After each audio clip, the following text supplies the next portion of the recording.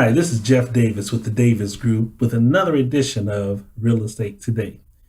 I want to continue on talking to you about the life of a real estate investor, and today I want to talk to you about goals.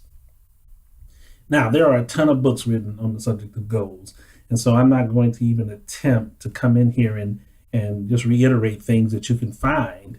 If you go to Amazon or some of the other bookstores here, you'll find great books on goals. So let me just talk to you about goals as they pertain to becoming a real estate investor. The first video in this series, we talked about how you need to have focus. You need to know exactly what it is you want to do and where you want to focus your activities. Well, after you know the focus, then you want to set some goals. Now, let's say, for example, that your goal is to become a landlord. You want to have rental property and be a landlord. Well, how many properties are you looking at? How many properties are you looking for? What type of properties do you want? When do you want to acquire them? What's your strategy? What's your plan? How are you going to go about making this happen? That's what goals will do for you. The first thing you do is, after you know where you want to be, is you look at it and say, how do you want to be there? Now, I know what it's like to own a couple of properties where got a few rentals here and you go around and you do all the work yourself. I know what it's like to manage and have a portfolio of properties, well over 100, 200 properties. And in those situations, you may have a property management company because you don't want to run around looking at all that stuff. It all depends on what your goal is. But the key is that you set a goal. Goals must be written. They must be something that you can see, that you can review, that you can tweak, and that you can adjust. They must be measurable. You have to be able to go in there and you must be able to actually track progress. They have to be specific. This is not a goal. I want to make a lot of money. This is a goal. I want to make $100,000 a year starting in January 1st and ending by December 31st. That is a goal. This is not a goal. I want to own a lot of property. This is a goal.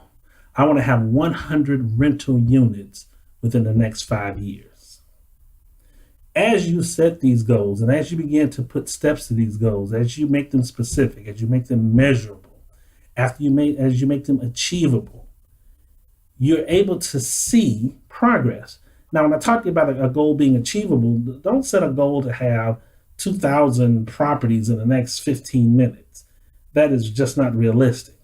But here's what you could say is, I'm going to pick up one property every year for the next 5 years.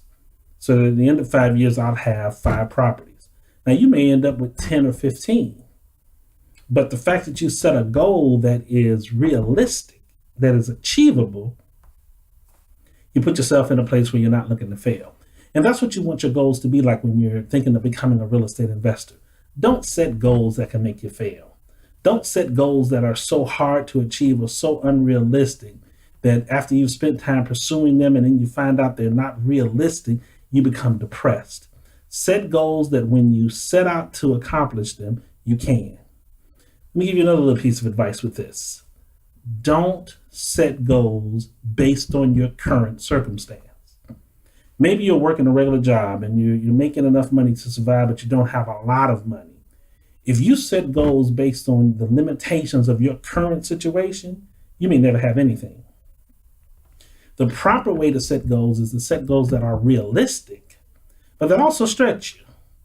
Because you can buy real estate with no money down. So maybe the only money that you come up with is enough money to cover the closing costs.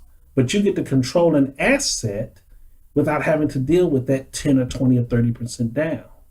Sometimes you can buy property and you can have the seller carry the closing costs.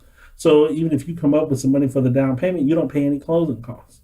There are so many different ways to buy property creatively. And, as we go along, we'll talk about a few of those ways. But my point to you is this: set goals that you are able to track so that as you step into the world of becoming a real estate investor, you're able to achieve them. Now, again, Jeff Davis with the Davis Group. We work right here out of Long Beach, California.